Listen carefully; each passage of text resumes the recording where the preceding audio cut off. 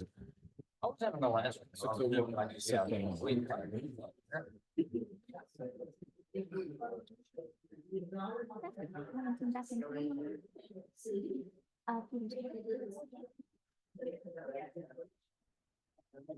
Back in the other day. You barbecue on Redder. Oh, okay. Right. Oh, yeah. He's not Redder. Joey Not Redder. Jansen, come on. Taking notes already. Said anything yet? I'm ready. Okay. Come on, you have been out of the. All right. Thanks, everybody, for coming tonight. We're gonna get started. It's gonna take us a few minutes to catch up. I will explain a little bit why we waited so long. And I've said it during the meetings. Last year, when we had pretty much 90% of it taken care of, we had some questions to take care of. The county kind of got involved at one of my meetings up there, that they were gonna do a law for the county, because not only from me, but from other townships had asked them that because they were receiving all the money from Verbo, that they felt that they should be the ones making the rules. So that's why we went round and round with them. And then something was said that the state might be making some regulations on the whole thing. Well, that never happened either. So this is why, we've been asked to kind of get this thing going again, because we haven't heard from anybody else.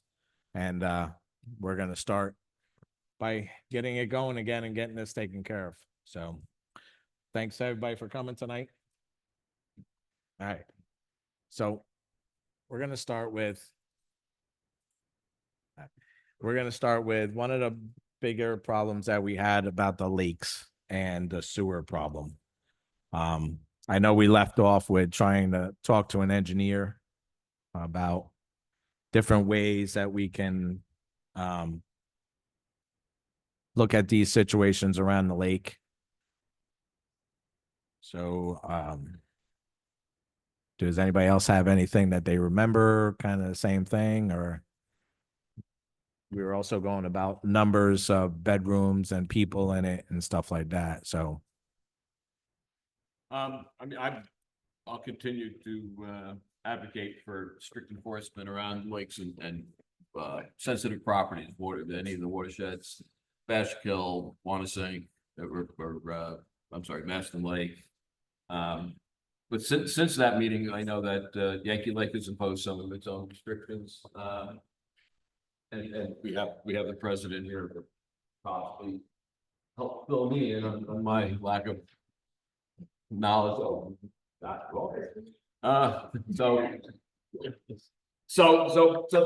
The Yankee Lake Association has been proactive in cracking down to make sure that the lake is protected. I think that, our laws need to reinforce that, which would be enhanced septic inspections, things like that. That's something that I'm very much in favor with, because once you let the violation go and the pollution is there, there's no sucking it back and saying, "Ooh, we should have been a little bit more proactive." So I just, out of almost anything that this whole STR laws have to do with, I think that we need to protect our waters. okay, but we'll go back to the same issue that we were talked about last year. Do we separate just the lakes from everybody else, because sewer isn't a problem in the rest of the town? So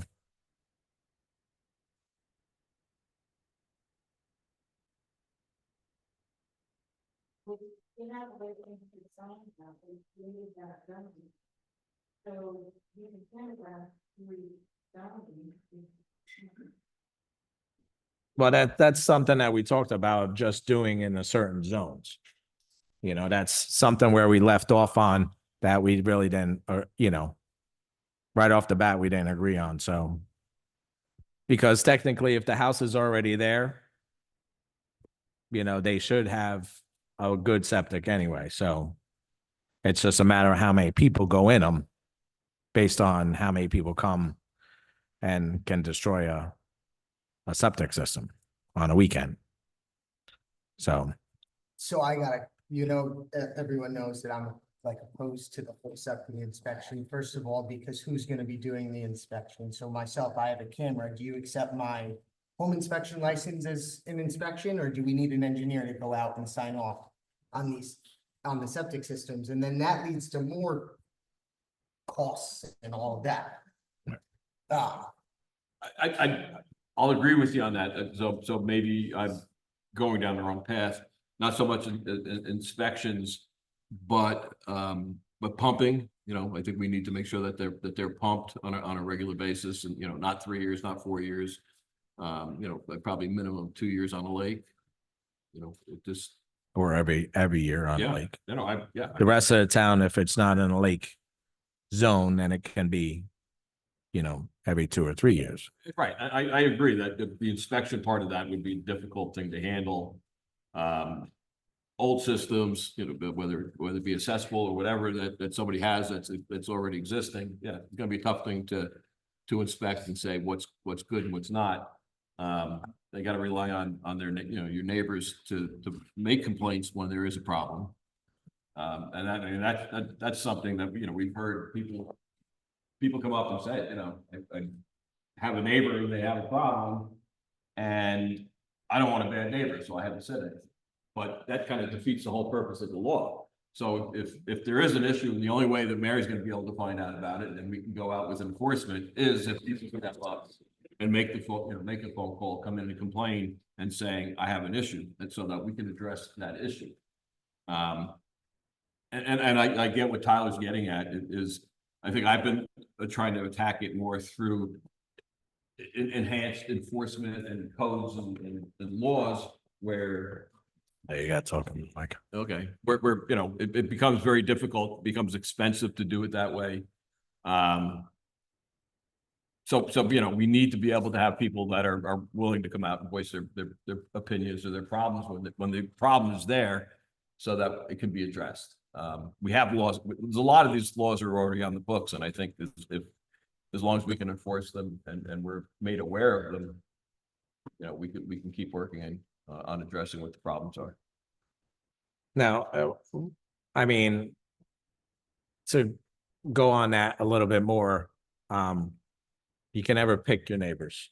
So, I mean, I know, Kathy, you were at the courts when we are having a problem on Yankee Lake about the sewer between the two neighbors, and it got very ugly. And we did a lot of work on that, and it ended up being not really his fault. I mean, that's what the court ended up saying, so, or it was fixed. It was fixed. We're gonna have to go the short-term rental permit for any short-term rental where they choose to have the renters go out on our lake. So we own the lake. Part of that is a demand that in order to get the permit, they have to have their septic pumped every year. And surprisingly, we have not had any pushback on it. That has been, we just had zero. on that. Can I get a copy of that, Ken? Yeah. Thanks. One of the things that I also noticed too is, and I don't know, maybe it's the times and COVID's kind of done with, but I have an Airbnb by me, and I will tell you that it's hardly ever rented anymore. People are getting out and going all over the place now. So I don't know, like I said, if we do all this, although we still show that there's a lot of Airbnbs in the town of Mount right? Yeah. I actually wanted to jump back for a second. So are you looking to do this based off of the zones, or are you looking to do this based off of like a town-wide or ward-wide regulation? No, Is it it- would probably be like the lakes would be a separate one. Just in general and not the Lake Neighborhood Zone, or would it be? No, for Lake the- Neighborhood Zone. So you'd do it based off of zoning. So the Lake Neighborhood would have a different requirement than the Mountain Greenbelt would, than the airport development would, so on and so forth. Right. Okay, so it'd be an amendment That's- to the bulk table? No, No? no. That's- If it's going by zone, then, If it goes by zone, we're gonna add a use in the bulk table, so it's an amendment. What, we have that already. We don't. not have short-term STRs. rentals or. Yeah, but if we're just adding those area, STRs into those zones that have to have more regulations, why are you making up another zone? That's not what I'm asking. Just changing the bulk table, so. it's Right, an to- amendment To include the it. bulk. It's to Okay. include that's a use that they could. Use it, okay. Thank you. So to go to the, I don't wanna sound like I'm arguing everything, but I think the whole septic pumping thing is, there's a little misinformation. So an average house has what, a 1,200 to 2,000 gallon septic tank, Mary, just. 1,000. I mean, you're saying, that's more new, I would say, start 1,000 to 1,500. Okay. If average DEC says you use 400 gallons a day, right, average family? So it would take a single weekend to refill that septic tank, right? Even if you pumped it dry completely. So what is the purpose of requiring pump outs if in one weekend it's gonna be full again? You follow what I'm saying? Well, it's full of what? It's full of liquid. Which, right, when you're pumping it, you're pumping the solids. So with heavy usage, the solids are gonna build up, the liquids are gonna go out through the leach field and they evaporate and you know, and that's where an efficient septic System. tank will, you know, if it's not heavily used, can go for quite a long time before it needs to be pumped out. But if you have something that's getting heavy usage and, you know, I view the STRs, if it's something that's used frequently, weekends, during the week, you know, something that's rented an awful lot, it's commercial usage. You're getting probably a little bit more usage on that septic system than you would be if it was just a single family that was living there. And the fact that it is a more or less of a commercial usage, I think we should do some enhanced maintenance on it. I don't disagree, but this is where I think we get contradictory because we're saying that the SDRs have to follow the bedroom laws, right? So if it's a 2-bedroom and that means 4 people in the house, that means they only should be renting to 4 people. It'd be the same as a 4-family. So how much more are those 4 people water gonna use than the typical 4-family?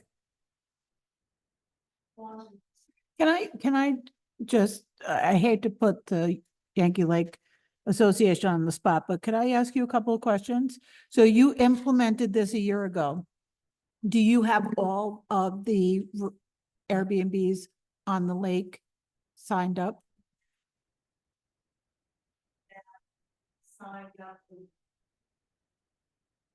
only one, so we had a complication at the lake, which is the lakefront or using a right of way, so we don't have a public access to it.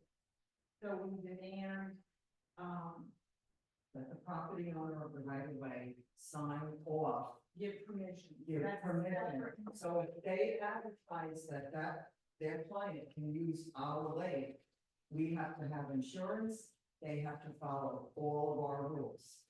And if they're not lakefront, if they have to use a right of way, all right of ways are basically private. So they have to Have have insurance for the it, right of way. and they have to get that property owner To sign off. right of way. Right. And we Well- follow them on for- I'm just asking. I know, but so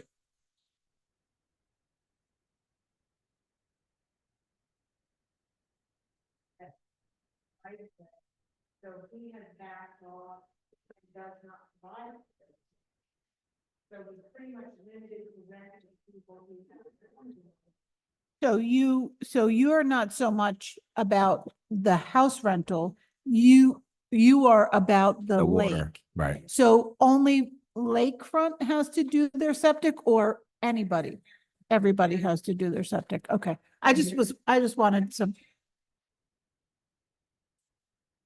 That have not applied for a permit and we strongly suspect that they are violating. But we haven't been able to do that. Okay. So, I just wanted a little bit more.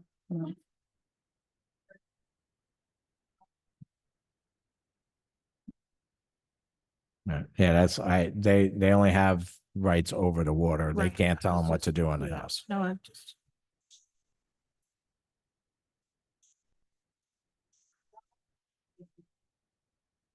You are basically tacitly giving people permission to have their commercial guests on somebody else's property, and there is a liability issue associated with that, and I think as a citizen, that puts the town at risk, because if I have a driveway or somebody becomes injured on my property, and you've given them a permit, and you knew full well that they were using shared property, but nobody demanded additional insurance, you put somebody else at risk, and I think then I perhaps have a right to sue the town for giving a permit that they really didn't have. So I think with our short-term rentals, that's not our problem. I don't think, we don't have,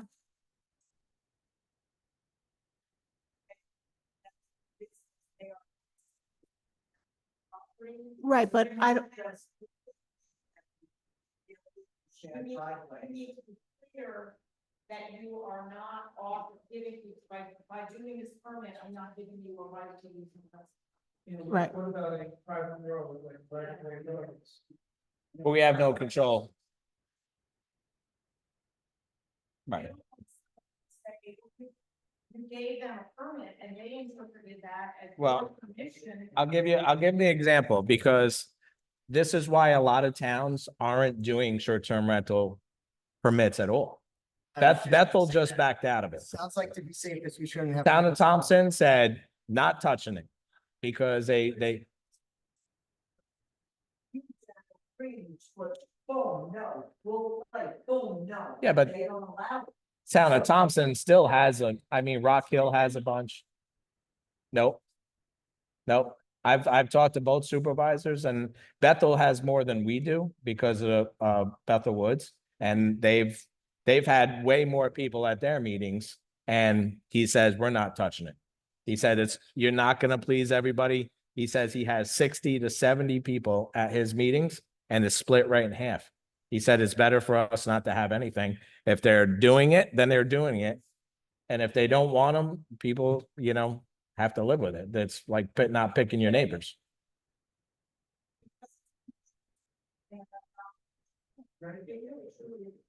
Yeah, New York State's not seeing that. Thanks. Right. And it's bringing an income. They're getting tax money off of it. Right, they're getting the tax money. So that's why I think like Sullivan County didn't do anything about it because they're bringing in all this extra money on it. So, that was one of my things. Even I've talked to you about it, do we even worry about it now? Like I said, I have a feeling that Airbnbs have gone down. Probably not in the lakes, but everywhere else. I don't know. It's one of those things that because we've been going around and round about this, you're damned if you do and damned if you don't. And it gives a building department a lot more work that might not be necessary. So I've been I was on the fence last year a little bit, but I'm more leaning towards not having anything, but I mean, I will, our board isn't just me. So, I mean, I want everybody to have a say. We spoke about this today. Yeah. And I'm gonna say out loud what I said to you today. Okay, go ahead. And maybe Tyler wants to sit by me when I say.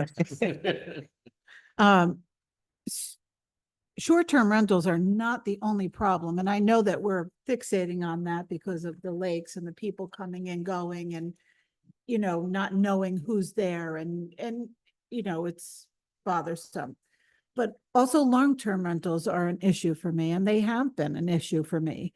Absentee landlords, landlords that just don't care, landlords that live, in the city, in Muncie and wherever, and I can't get a hold of anybody we had a fire, a house burnt down, have not been able to get in touch with the owner. I'm sure he knows now, but I had no way of contacting him other than mailing him a letter.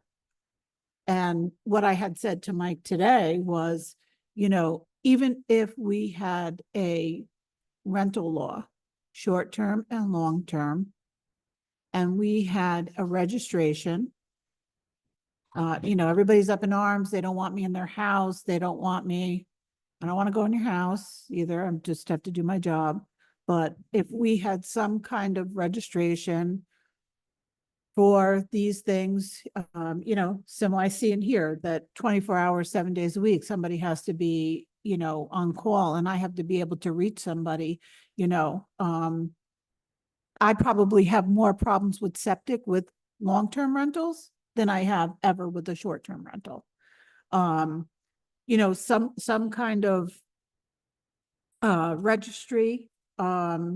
And I was talking to Kira about it today. When we do municipal searches, they have to give us an affidavit about the smoke detectors, things. I do think that there's some things. I do think that the garbage needs to be, they have to have some kind of containment for garbage. They have to provide, you know, parking spaces, ample parking spaces, 2 parking spaces. That's all the cars you can have. And I had said that to you today, a little less probably than most would want, but septics could also be included. But, Well, we came across a lot of things within the past year that we found out that a lot of people have long-term rentals that aren't illegal, you know, because the residents call us about any little complaint saying my landlord ain't taking care of it. And then when we look it up, they're not even supposed to have a rental. So, and then, but after doing this for so long, you kind of know who hasn't paid their rent and why there's right. why they're Why there's a not problem. doing anything. But there are issues. There are septic issues that, you know, there are some major issues. Maston You Lake. know, safety, yeah, safety violations, you know, and you know, at least if we had something on the books where somebody could be contacted to, you know, you need to fix this problem. You know, a little more in depth of a registry, you know, if you have a 2-bedroom house, according to the building department, then that's all you have to rent is a 2-bedroom house. Not the 2 other bedrooms that you put down in the basement. That's just something that I'm throwing out at you to encompass With the plan. rental, all rentals.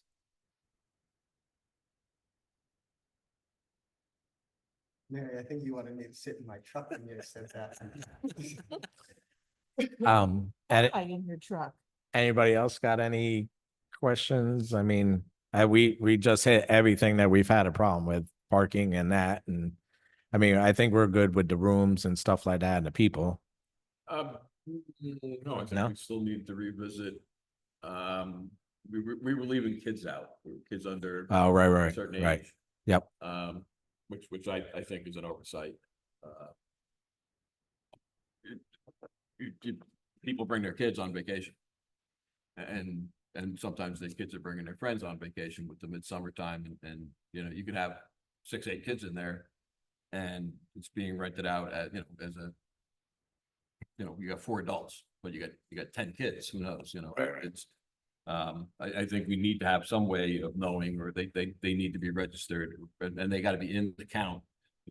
As far as population is concerned, I mean, you can't have 300 kids in a house with 2 adults and say, oh, there's only 2 people in the house. It's counting in with septic, it's counting in with the fire department and safety regulations that we need to know how many people we should be looking for. You know, if emergency services goes there and there's a problem, you need to know where they're packing these kids in. I don't disagree there. It should just be number of people.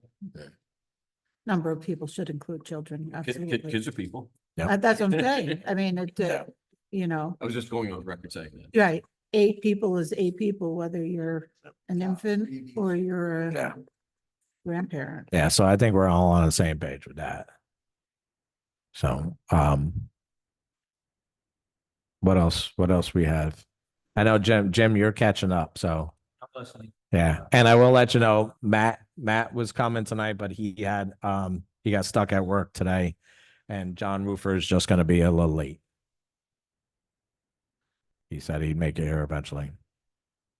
But, fees. Yes, so Mary's rethought some fees prices too, we talked about. You know, this registry bill got passed. No, This is the one that didn't get passed. I don't think it got passed, no. Because that was one of the things that all the supervisors talked about. They were waiting on stuff like that, and I don't think it ever got passed. Nobody's standing up and taking Yeah, ownership. yeah. And that's why I think Bethel kind of slowed down theirs, and now he's not touching it, so. Yeah, so fees. I know we went back and forth about fees. So it was approximately a $500 registration think fee so. first time, and then every year, every 2 years, 2 years, however it's yeah. done, $250. think I that's know what we said. other Okay. fees were discussed, but I think that's.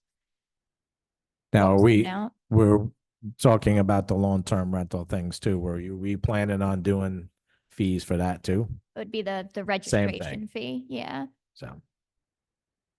Right, I don't see why. they're not. making money on it, I so. mean, I don't see why not. We have to go through the, the review of it, go through our files, make sure what bedrooms they have, see if we have any septic information on it. I mean, we would do all that work with what they gave us.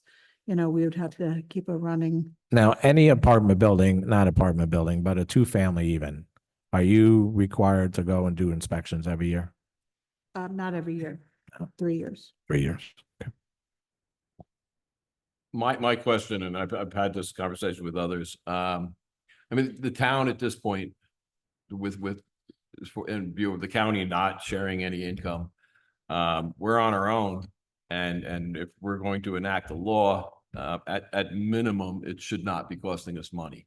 So when you're looking at your fees, is it a reasonable account to say that you have a fair idea of how much time and effort you got to put into reviewing it and doing the files and all the paperwork that's necessary, or whatever inspections that you have to do, that at the end of the game, it's not going to be costing the town money, because we're not going to see anything out of it other than hopefully some increased, sales tax from revenue from the, visiting businesses. But as far as the town's expenses, we're not looking at recouping anything, through, so are we going to get covered? I mean, is it gonna cost the town anything to have you guys taken care of? I mean, we could do a mock thing and I could give it to one of the girls and have them work it up and figure out whatever, and we could go by that. I never really thought about it, Yeah, to I mean, make sure that we weren't. I'd be interested in seeing, exactly how much, what kind of resources it actually takes. What kind of load it's putting on you, and it's not just dollars and cents, but by doing that, you can also say, okay, for every one of these things, I know that I'm gonna have to put in 20 hours of work to do it. So, and that's easy enough to write out and say, if you're putting in 20 hours, then it's gonna cost X amount of dollars Right. for us to do that. Yeah. Right. And we actually did hire another person at the beginning of the year. So now, and it hasn't worked out where there's 4 people in there right now because of babies, but, we do have 4 people in there now that, hopefully everything is covered. So, and they're still busy. So, Now, would you be looking at a separate fee schedule for short-term as opposed to the long-term rentals? that would be combined, right? We were just kind of We have so many today illegal ones because- right now, Gary. Yeah. I hate that, but that's why I think if we're gonna do anything, they should be separate, because I think long-term and short-terms are two very different animals in the field. I mean, if you want to charge different fees, I don't think there's anything other really different than a short term or a long term. If we did a law, I would like it to be like a rental law. not just a short term, short term or long term. And then, I mean, other than, I was talking to Kira, like we would, instead of making me go, the owner of the property would give us an affidavit about the smoke detectors, an affidavit that at least one fire extinguisher is in the house. We would know how many bedrooms. Depending on the year of the house, we may be able to look up and know what kind of septic system it is. So, if you want to put some in there, we still do have a lot of cesspools. We have a lot of cesspools still around. So, Listen, Wurtsboro's, well, not that Wurtsboro is us, but Wurtsboro's full of them, but there's not much septic issue there because they have the best perk in the world. You know what I mean? So it all depends on the location, right? Mike's house right now, he doesn't have foot and drains around his house, but he doesn't have basement water issues, right? Because he has phenomenal perk. no, So but it all, it's like septic depends on where you are. yeah, but if you go to Wurtsboro Hills where there's short-term Rocks. rentals up there, And it's all rock. there's septic issues on rental houses that, There's septic issues on regular houses. well, It's running into the ditches. normally if somebody is living there, they're more proactive to fix it if it's their own house. If it's a rental, they're just worried about collecting their rent Right. and, Which we just had that happen, right? About the garbage. The landlord said he wasn't picking it up Yeah, and yeah, I'm not picking it up, my tenant, and they're, living there, they're squatting there, I'm not picking it up. I said, well, it's your property, you're picking it up or I'll see you in court, that's. Right. You need to pick up the garbage, the responsibility has to fall back on the property owner. So jumping back, if you were to do a rental law and you were doing a rental law in general, breakdown of the fees for a short term and a long term, what would you be thinking fee wise? Oh, I don't think there should be fees for long terms. Gotcha. So no registration fee or anything like that? I think there should be a registration for long-term renters. I think that's something they become residents of the town of Mamakating. And I know we want to be able to contact the landlord where there's issues, and I don't disagree with that, but I think that violations get landlords' attentions, and if they don't, then it just should go to court. They should be fined and we collect our money, and you know what I mean? So they're eventually gonna pay attention. They don't. They don't. They don't. Right. And in a perfect world, with good people who are landlords and people that would, get a violation, do the right thing, until we get them to court, then you take them to court, they don't show up in court, and then they do show up in court. Then there's issues in court. Court cases, unfortunately, go on too long. But what is Too the long. registration gonna do, other than bring you back to court and back to these court cases in the same thing? It's redundancy.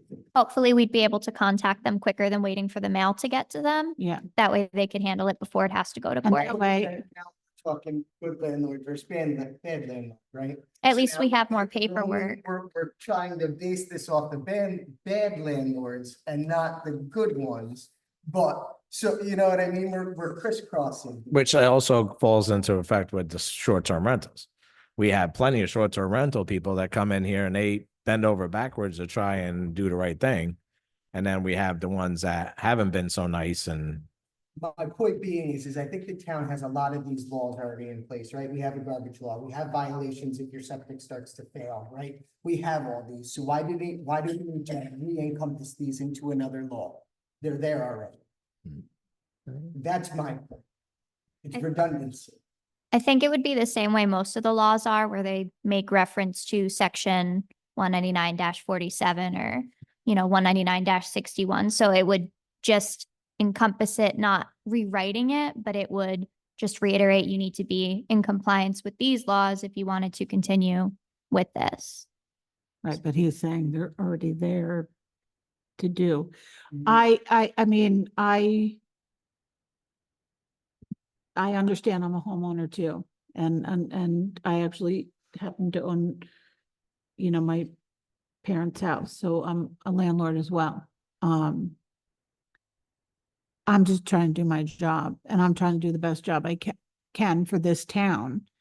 And I'm trying to look out for the majority of the residents. You can't take care of everybody. And I know a lot of people were saying, with the other laws, it was too restrictive and coming in the house and inspecting and stuff. And that's when I, just started thinking with Mike. And I came up, said to him today, what about something like this?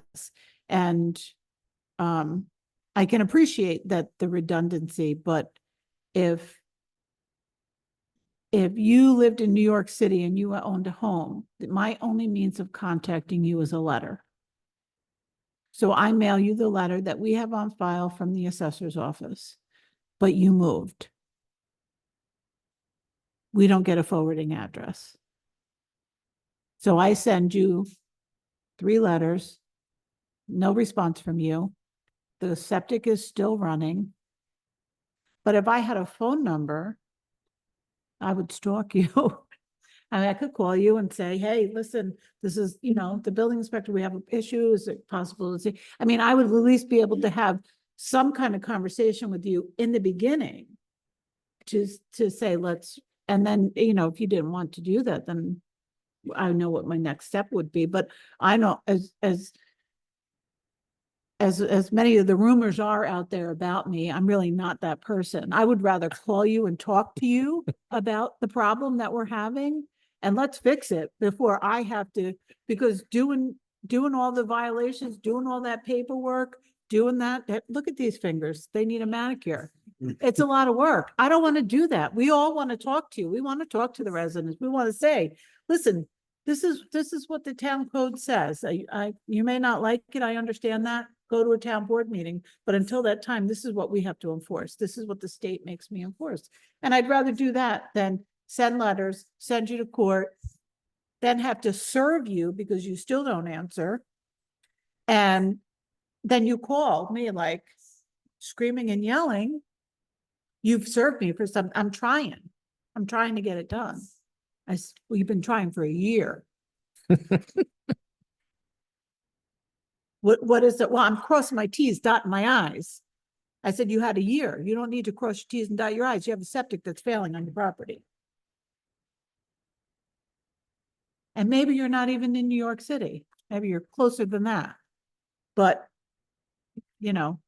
that's what I'm hoping. That's what I would hope to do with the registration, to be honest with you. To be able to call them first before we have to take all those steps. I know you don't like, I really thought I was going to get on your side tonight, Tyler. Well, even that fire that we had on Schwanga Lodge, it was the same thing. Yeah. The residents that had the fire, they said they were having problems with the hi-hats on their porch. They were always flickering. Nobody called me, not that I Well, would know. they didn't even have a number to the landlord.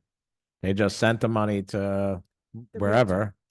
the realtor, and then he sent it. And we had no way, like even from them, no phone number to even contact this Right. guy.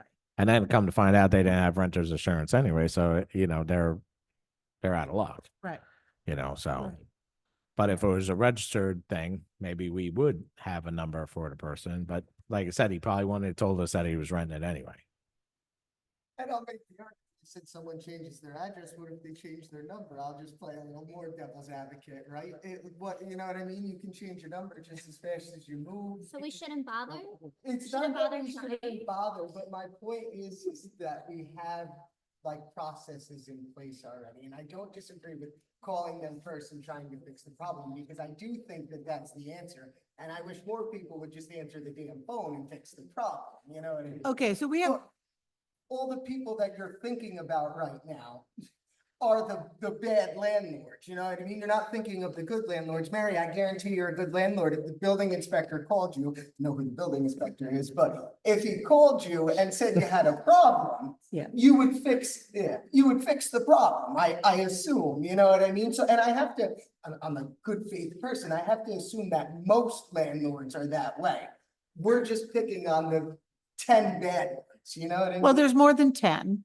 I think. I'm just having, and I'm just making my point, because when it takes up most of your day, a lot of the time, anyway. And not just to, the scenario that I was telling you about was a real landlord.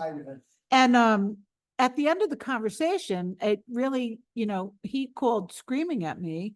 And by the end of the conversation, I had turned it around and I said, I'll see you tomorrow with your application. And People start screaming at each other. Doesn't get any. so if anybody screams at me and I hang up, they call Mike and then Mike comes down and then, yes, no, nobody should, if my husband or parents don't speak to me like that, absolutely nobody should, but at the It's same. an everyday occurrence in the building department. You try to diffuse them and try to help them. And as it turned out, the conversation turned around.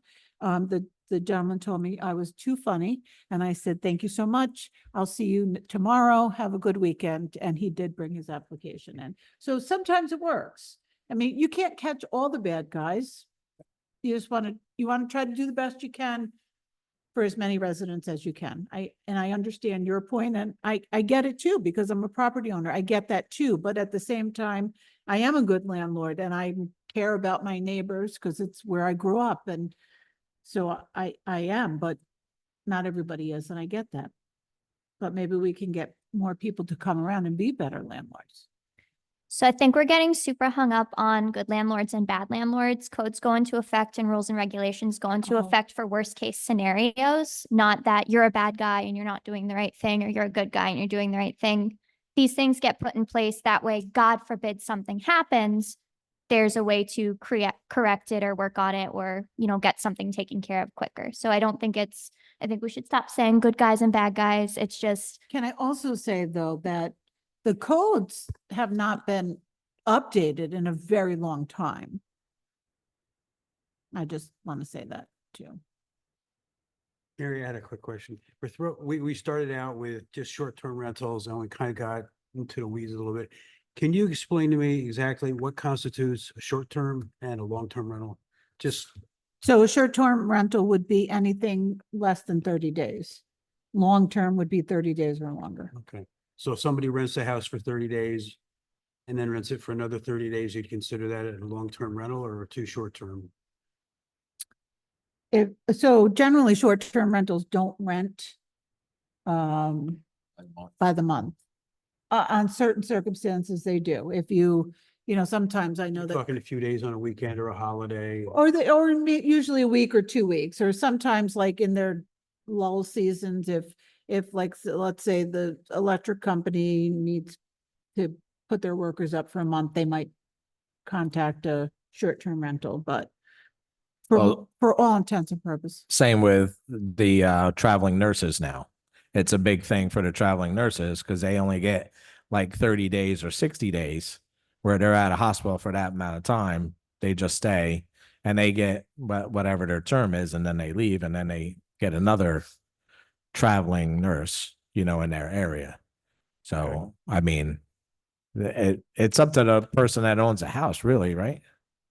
I mean, I think in that instance, it would be a long-term rental because they're renting it to the nurses. They know there's going to be a turnaround. So if somebody decided, Lori has a house and he wants to do a short-term rental and he gets this person in and he loves this place, and down the road, he says, hey, let me rent it all the time. I love this place. I'm not moving away.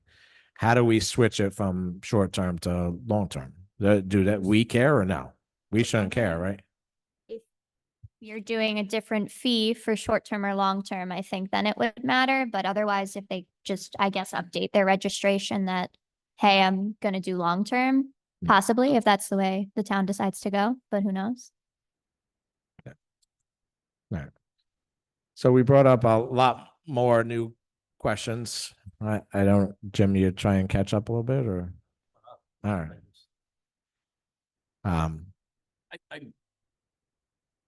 trying to wrap my head around some of it. I agree an awful lot with some of the things that Tyler's saying as far as having, duplicated laws, things like that we're just putting layer on top of layer. But to say, okay, you know what, just let them at it. You want to rent your house, rent your house. Town, at that point, town has absolutely no idea what's going on. We have no control over it. So, you know, so you start with a registry and then you codify and say you need to, you know, follow the town codes that already exist, and we can spell that out. It doesn't, you know, we're not rewriting and saying, okay, this is what the parking law is, this is what the garbage law is. It's like, these laws are already in existence. You need to abide by them. But there are a few different things, I believe, that the short-term rental presents that we really should have a handle on, and, you know, seeing what the population is at any given time. So, you know, in the house, should there be an emergency, having a contact number when there is a problem with it. I mean, so if we don't at least start out having some type of a registry, some type, and that's going to take some paperwork, that's gonna take some time, you know, to set it up, you know, having them sign affidavits, you know, you don't wanna go in somebody's house and say, okay, I wanna see your fire extinguishers, I wanna see your CO detectors, then sign this affidavit. At least we know that they're in compliance. It is a commercial business in a residence. And you gotta think about the neighbors who are next door to you. You know, or the people that are living next door to the rental, that it can cause some turmoil in it. You know, hopefully not, but we don't write laws for the good guys. We write laws for the outliers, you know, and I think we need to have some kind of control over it. I just want to add, just going back to like the codes, like you said, there's codes in place. Well, yeah, there's property maintenance for garbage cans and they have to be, you know, like a locking lid. I think in instances like this, we need a little bit more than that, because I know when I rent a place and we leave on the weekends, we're not traveling back. If it's too far with all that food, we're throwing it away. So that sits there until Tuesday or Wednesday when garbage picks up. So, I mean, I would really like to have some kind of container or something that'd be, Yeah, you know, we had that up at Yankee Lake. I mean, The same resident a couple of times. yeah, we tracked that person forever, you know, and, you know, yeah. So And there's a lot more bear out there this year. there is a lot more Yeah. there, yeah. So no, I agree. I think short-term rentals present some different issues. Tyler, you fall back a lot of times on if the house is occupied 7 days a week, and if there was a family living in it, it's occupied 7 days a week. But I think the people who are in it treat the house differently. They're from a different area, don't always have the same respect in as much as your part-time gig, you know, over at the sewer plant should tell you that Yeah. you know, people are not paying attention to what a septic system does. Or don't realize, Right, right. they're coming from the city where everything gets flushed down the toilet. Um, That, or they don't realize that you can't get there fast because you're not a paid fireman or ambulance guy. You know. So that the fact that you're having people coming in these houses that are not necessarily accustomed to our country ways. You know, we need to have some of that enforcement in there. You know, I agree. I mean, the longer I've been sitting with this and listening to it, I've kind of adopted a little bit of your mindset, but we can't just toss the whole, you know, can't toss the whole thing out and say, we don't need anything. We do need to have some of the, you know, something structured in here to keep some kind of sanity. So I just want to be clear, I do disagree with it, but I am in the middle ground where I do agree that there should be a short-term rental law, you know what I mean? I disagree with the long-term rentals, but I think that's a whole different animal, like I said before. I do agree that there should be some sort of short-term registry, some sort of contact info for them. I like the affidavits where they sign off on everything, so Mary doesn't have to go do 700 inspections, because I don't see that as necessary. If something happens, if the homeowner said it was there, why does the town need to be more involved? In terms of like the wipes, you know what I mean? We have that same issue with residents moving up here buying homes. So whether they bought the home to make it a short-term rental or bought the home to live in it and move from the city, what's the difference? They're still flushing the damn wipes down the toilet that I gotta rake out. I think there's a slight difference. I mean, I get your point, but there's a greater turnover, there's a more likelihood of people doing it. And yeah, the problem still remains the same. I mean, you know, you're dealing with that in Bloomingburg, and the residents know what the problem is, and that they don't do anything to fix it. So it's, you know, that gets to be a tough situation. But But that doesn't mean just because people don't want to follow the rules or there are those who are gonna do what they want to do, doesn't mean that we just say, okay, then we don't have control. They're gonna do what they're gonna do. You know, we still need to have something in place to say, this is the rule that you're breaking. And This is why we're violating. how do we enforce, seeing how we're bringing Bloomberg up, the summer people that just come up for the weekends and there's different families every weekend? It's really considered, would you consider that an Airbnb? We don't even know if they charge, we don't know what they do, but you know, would we consider those Airbnbs Where, who? and the Bloomberg? Well, Bloomberg, as long as it doesn't have anything to do with us in the village. Yeah. if it's. Well, no, I'm talking about some town ones, you know, like we have Old Turnpike that, you know, people just come up on the weekends or, you know, Old Rooster Gap Road, they just come up for the weekends, they rent the house out, and they leave Saturday night and they're gone. So it's a if they're short-term renting the rental. house, Right. Yeah. Yeah. Again, we don't know. We don't know if they're renting out. Is it another family member? You know, that's just up at the lake. I know up at Wolf Lake, they deny short-term rentals, but there's one family that has, you know, 50 people in it, and every weekend there's different family members there. They don't collect a dime, but every weekend there's different people in there.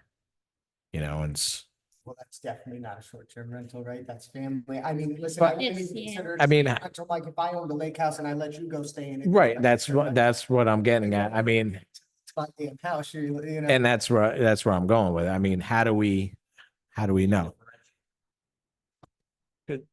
Hold on. Could you talk into the mic? I got a text saying that they can't hear anybody. You bring up an interesting point that with a lot of these, you've got seasonal properties. Right. And I don't know how you address this, Mary. I mean, you brought up the issue of cesspools. You look at some of these houses that have, you know, whatever was put in 100 years ago. And people are coming up, they may come up, I don't know, 3 or 4 months a year, or they may come up weekends and a couple more months a year, but you've got some really inappropriate septic situations going on. I don't know if there's any way to deal with it or if there's any way to wrap this together, but you're right. You know, you get a family that comes up with 40 people for a week and a half and then they're gone. But those 40 people for a week and a half can do some serious damage to the neighborhood. I mean, you saw the issue that we were in court over, and it was doing some serious damage all the time. So. Right. Well, that's why we're back here trying to figure things out. It wasn't easy at the beginning. You know, we're trying to be borderline on both sides to try and be fair to the short-term rental people and to people that are against it. So, you know, I think we're close. I think we all agree that we need something. I'm probably the only one on the fence still about that anymore, but I'm going by what other towns are saying, but you know, but I think if it helps the town, you know, I'm all for it, you know. So do we want to discuss some other things that for this, or we kind of have a basic how we're gonna go, and you know, we're gonna go by neighborhood lake zones for tougher sewer things. But other than that, everybody else should be the same. Which, how many neighborhood lake things do we have? 3, 4? What? Zoning. Just one. Zone. Oh, Lake Neighborhood Residential Zone. Yes. How many zones? 3? One Lake Neighborhood No, Residential no. Zone. Yankee Lake, Oh. Wolf Lake, Maston. Maston Lake. I was misunderstanding. We were I'm on sorry. three. I'm sorry. Yeah. Spot. Is there anything on the kill? No. No, that's either Mountain Greenbelt, Village Adjacent, or residential agricultural. Mm. Yeah. Yeah. So just those Maston, Wolf, and Yankee. Okay. So, It's like Jerry. which we don't really have to worry about Wolf Lake because they don't allow it anyway. So, but at least we'd put it in there as something. Right. Somebody else comment.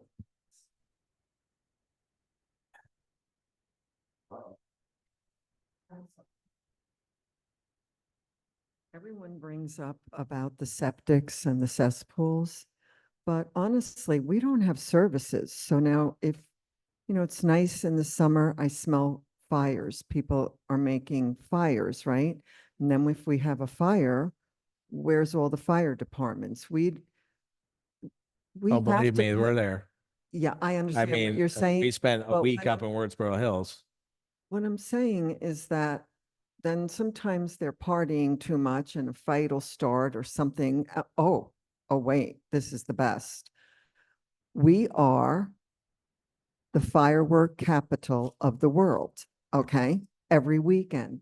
But that's, septic is one thing, it's disgusting, but the other stuff are everyday services.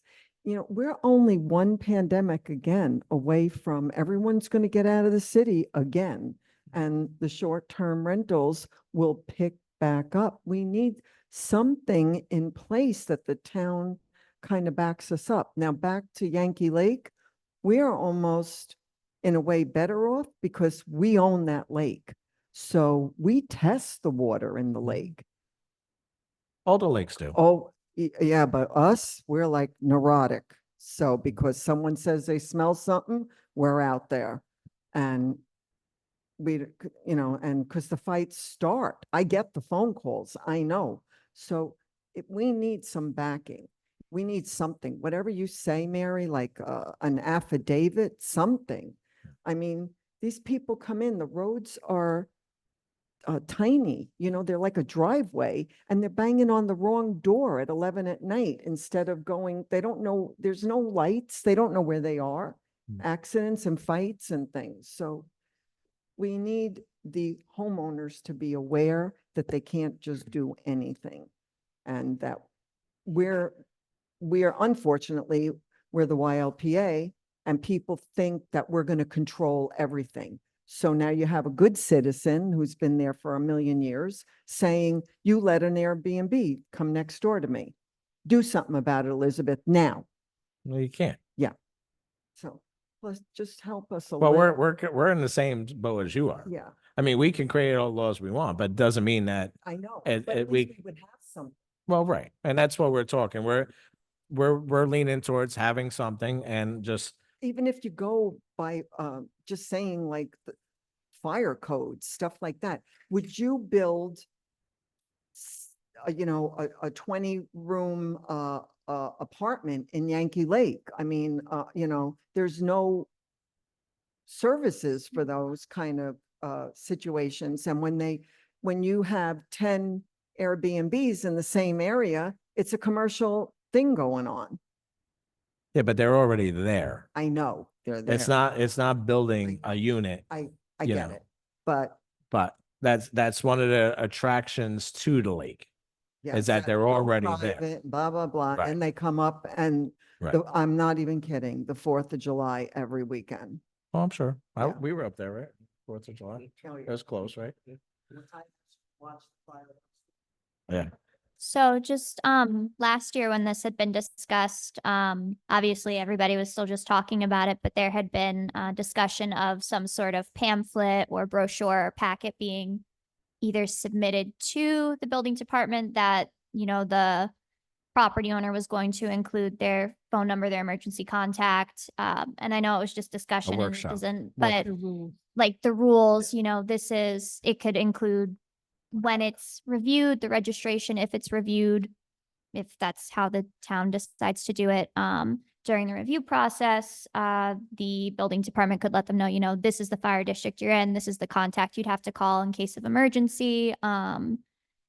But These are. they should know all that. They should know that as the property owner. It should be their responsibility to, but God forbid they're new and they don't know that. It is something that could be included. Yeah, because Yeah, we had Right. done the mock-up for Yeah. it. I think that's a great idea. Nice colorful Just that for fourfold, your information. fourfold Yeah. pamphlet that, front and back, that you can have it sponsored by some of the local stores and say, here's some places to shop. But yes, break it down. Here's the fire departments, here's the numbers that you need. No. All the things that we've discussed, I think Right. we could put it into a pamphlet.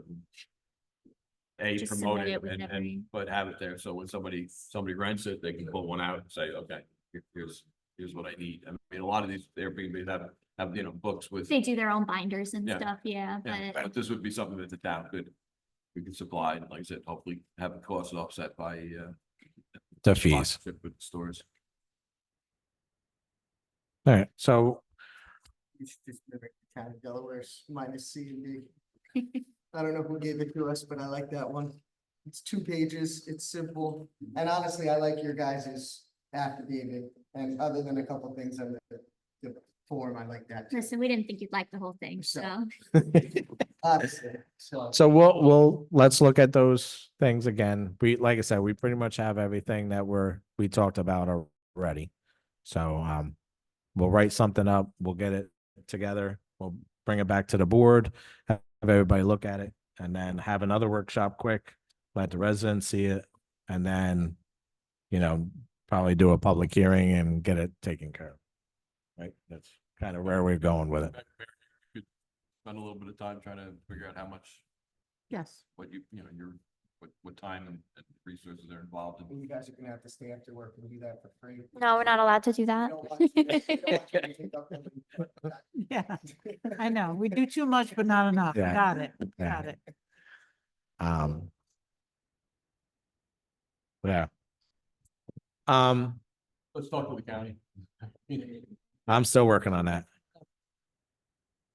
Like this is just the present. Yeah, no, right, I mean, like I said, at minimum, whatever fees we're putting out there need to at least cover, you know, it should not cost us anything to implement this law. All right, we're gonna open this up a little bit. If anybody here would like to speak, I actually just got a message. I got one person online that would like to speak. So if anybody has any questions that is here tonight and would like to ask a few questions of us, you know, you're more than welcome. We're gonna have more workshops. You know, probably next month, I want to do another one in August to have this kind of go to the next level. And then pick a day that we can do a public hearing, as long as the board is okay with everything we came up with and we work it out. Do you have a date in mind yet? For the next workshop, or Holy cow. I just want to know. Go ahead, Lori, you can get them. Few words. Again, I applaud all your efforts in doing this. And my biggest concern has just been, I like to have the right not to have to enforce my next door neighbor's bad behavior. But I agree with Tyler. You know, a lot of these laws are already on the books. I like the idea of keeping it relatively simple. And the only other thing I'll add is I'm hoping it doesn't take another pandemic to get people up here. As you know, I've been involved with a lot of people, the local businesses, trying to encourage our ecotourism. Well, we need people, we need places for those people to come and stay, and they don't want to stay in hotels. They can stay in hotels in Manhattan. You've heard me say before, we've been in the same industry since the 1890s, and it's a good industry to be in, and we're seeing more and more people coming up here. This will help that, as long as we're aware of the fact that we don't want to cause problems to the next door neighbors. Thank you. Thanks, Lori. How's the 13th? End of the month. Oh, yeah, the 27th. Whose birthday? No. So we'll shoot for August 27th because we have meetings on the 6th and the 20th. I'm 6 staying, p.m. again? yes, I'm staying away from Wednesdays for you. So that's Tuesday, August 27th at 6 p.m. for another short-term rental workshop. Yep. Excellent. Like, you're gonna have to put on spending time. That's all right. Mary would remind me. So, anybody else want to quick ask any questions or? Are good? All right, Brittany, if you have that person online that would like to ask a question. Yes, Matthew Bremer would like to speak. Yeah, you're a little light, Brittany. Can you speak up or? Oh, hi. Can you all hear me? Yeah. Oh, Who's hi. this? This is Matt Bremer. Oh, hi, Matt. How are you? No, I will be very quick. I would just simply echo a lot of the comments we just heard that, It's a little quiet. oh, can you hear me? Yes, but you're a little quiet. Okay, I'll shout. I'm sort of echoing in my house, but there you go. Turn it up. We're gonna see if we can increase the volume. Hold on a Sure. second. Okay. Thank you. Got the sound guy working on it. Otherwise, I'm screaming. That's what he's doing, he's turning them off. Hold on. I pulled all their rentals. No, it's not. We'll get you a copy of the law that we. Yeah. Matt, could you speak? Sure. Can you all hear me a little better now? No, that's better. Okay. I will keep it very brief. I think this discussion had sort of answered some of my questions and talked through some of my points. But I would just echo the last series of comments that the Airbnbs in this town really are the only conduit for ecotourism that lands in this, in this town and surrounding towns at the moment. I mean, there have been hopes for some cool hotels nearby, still kind of on the wish list. So in really capturing that ecotourism and the tourism dollars that this town and the surrounding towns have, Airbnbs are still the primary source. That said, Airbnb bookings are down. I have one of the most popular ones, and it's, we love it, but we've all really watched a fall off. And so I think we do need to be supportive. I think speaking for our group of Mamakating short-term rental owners, I would say we are still in favor of the legislation that you all are putting forward. As we want to be part of it. We just ask for as much transparency and a place at the table as possible. And the only concern I would raise as of recent that I myself don't know a whole lot about, but it has been circulating. And I think, Mary, you were addressing that in some of the earlier discussion, that some people, we on some of our emails, it had been circulated that some owners here in Mamakating had gotten citations for illegal short-term rental use, which there's no law on the books, so how could that be? So I hope there's just a whole transparency and fairness and sort of equal hand right now until we sort of do get things on the books. So essentially, because there's nothing in our code for short-term rentals, they're not allowed in the town. But there's nothing in the code for purple shoes on Tuesday. That doesn't mean they're not allowed. So I think that's if you don't have something explicitly written in the code, that doesn't make it illegal. It does. There's a section in the code that actually calls that out in the beginning of the code, 199-7 or 8, I believe it is. If it's not listed like, in for that instance, zone. why are we all not permitted paying use. county tax? But we're all paying county taxes. And there's no, I mean, I don't think all of us, I don't think all of us who own and operate Airbnbs, and I don't think and I would say most of us, we don't consider ourselves Airbnb operators. We are residents who live in our homes who, for whatever reason, need to or opt to supplement our income. I don't think anyone is knowingly, breaking any law in so doing. In fact, I would be very eager to see this legislation. I guess our collective concern is, if we're on the precipice, if we're on the cusp of getting some legislation out there, why are there, violations being handed out to? There was no violations Okay. handed out, and I'd be interested to know if you could give me a specific violation number. Okay. What Yeah. has gone out is, we have received a complaint.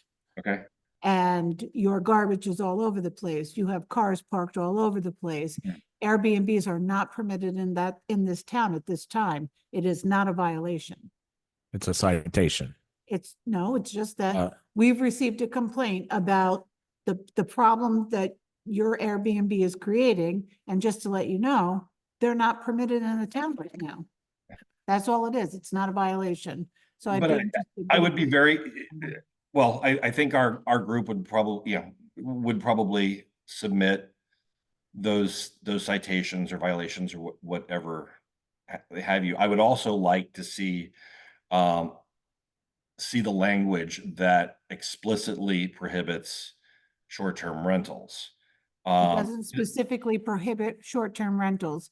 It specifically prohibits anything that's not listed in that zone. 199-8.1, 8.1. I believe it is. So if it's But- not listed in that zone, you can't do it. Just like if But if then, you but decided. but it's not specifically listed that I go paint my house purple. And it's not, but But I mean, you're. Yeah, we're getting off the subject, Right. Yeah, but nobody's gone to court yet. yeah. So, and that's why we're working on this Great. situation. So, Okay. I mean, we're getting off because Yep. it is some of the things like there's a person that wants to put a gas station in a certain area, and because it's not on the zoning code, it's not permitted. So, Well, I mean, that doesn't, that's explicitly against zoning regulations.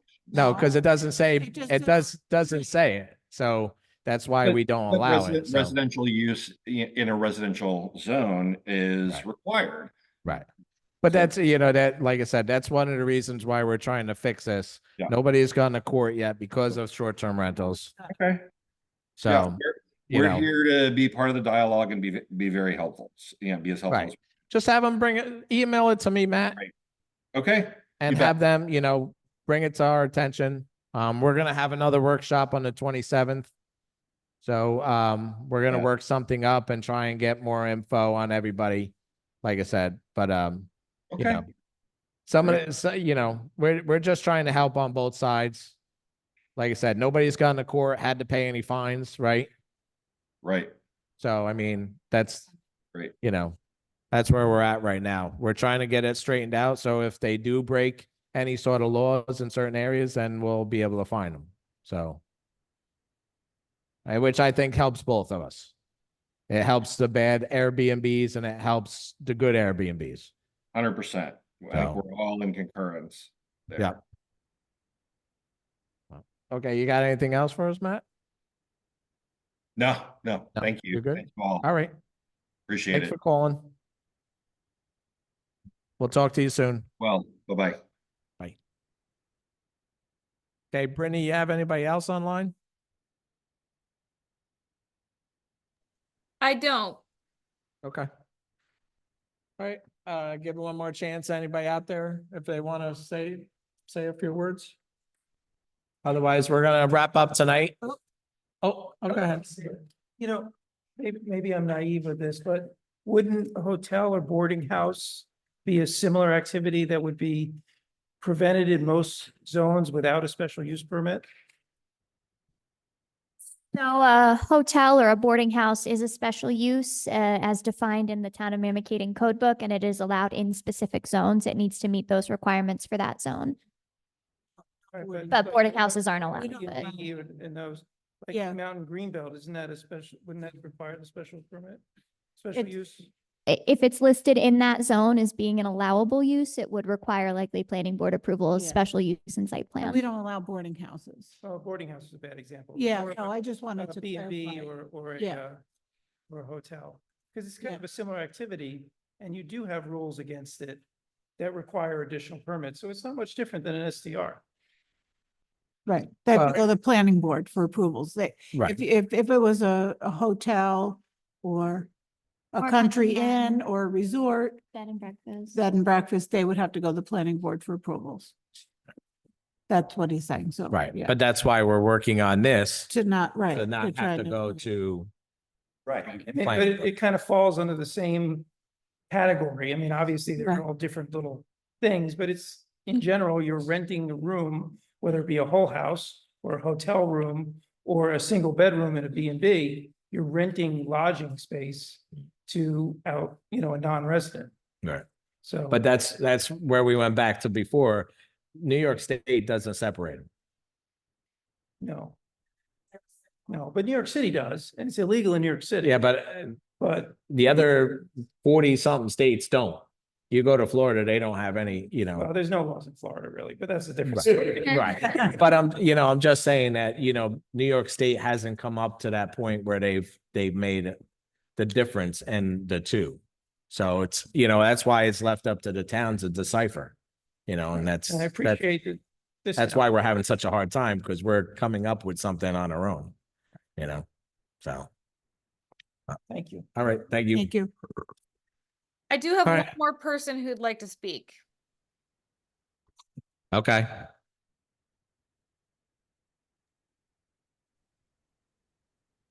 Hi there. I'm on Zoom. I just wanted to ask a question.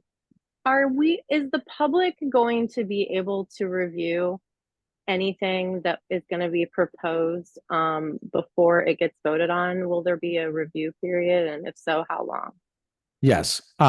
So when the board finally realizes or figures out what we want to do, we will have a public hearing. We'll put it out there for a little bit. We'll probably let it go to have 2 public hearings in case anybody doesn't get a chance. So yeah, everybody will get a chance to review it. It'll be online. So, and then even if you call, we can email it to you. Great. That's wonderful. Thank you. All right. Thank you. Okay. Any more, Brittany? That's it. All right. All right. With that said, we'll adjourn and then we'll see you on August 27th at 6 o'clock. Thank you.